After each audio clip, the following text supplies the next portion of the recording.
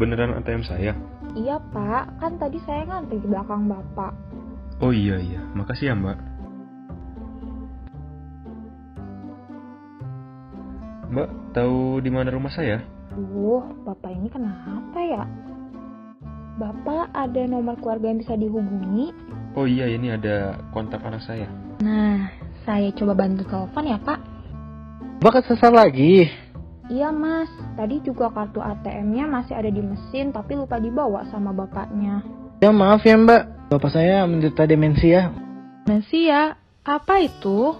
Demensia atau yang lebih kita kenal dengan sebutan pikun adalah suatu kumpulan gejala penyakit atau gangguan pada otak yang bersifat kronik progresif di mana terdapat gangguan fungsi kognitif multiple seperti daya ingat, daya pikir, orientasi, daya tangkap, berhitung, kemampuan belajar, berbahasa, pemecahan masalah, beserta kemampuan-kemampuan berpikir lainnya yang mengganggu kehidupan sehari-hari seseorang. Demensia bukan suatu proses normal dari penuaan. Demensia itu adalah suatu kelainan atau penyakit yang harus diobati segera untuk mencegah kemunduran fungsi luhur seseorang.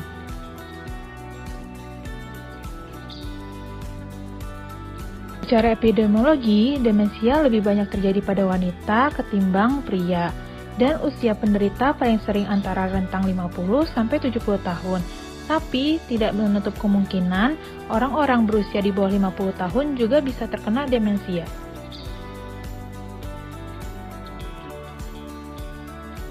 Demensia dapat disebabkan karena berbagai macam hal, paling banyak karena penyakit vaskuler atau penyakit Alzheimer. Demensia juga bisa disebabkan oleh penyakit lain yang menyerang otak, seperti benturan pada kepala, infeksi di otak, tumor, gangguan kelenjar, dan penggunaan obat-obatan tertentu. Faktor resiko Alzheimer bisa dari usia, riwayat demensia di keluarga, trauma kepala, depresi, dan kurang gizi.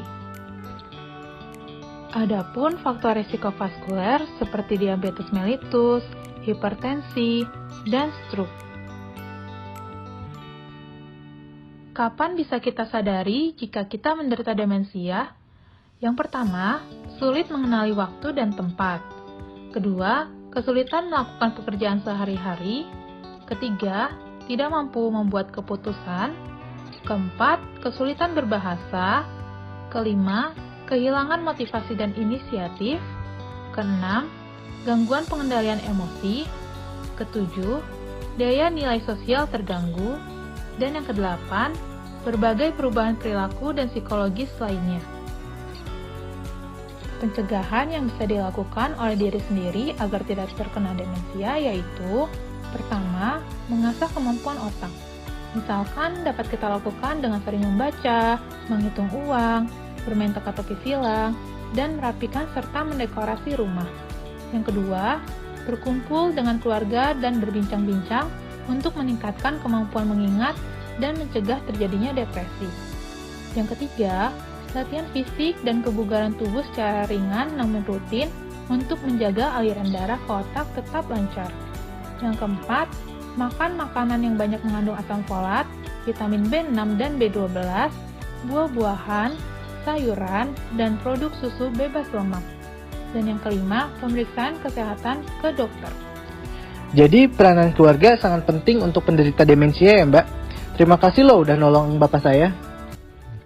Oh begitu, ternyata penyakit demensia itu bikin repot juga ya. Berarti sekarang aku harus bisa lebih banyak meluangkan waktu bersama keluargaku, melatih otak untuk berpikir, olahraga yang rutin, makan makanan yang sehat bergizi, dan juga memeriksakan diri ke dokter agar aku dan keluargaku terhindar dari demensia.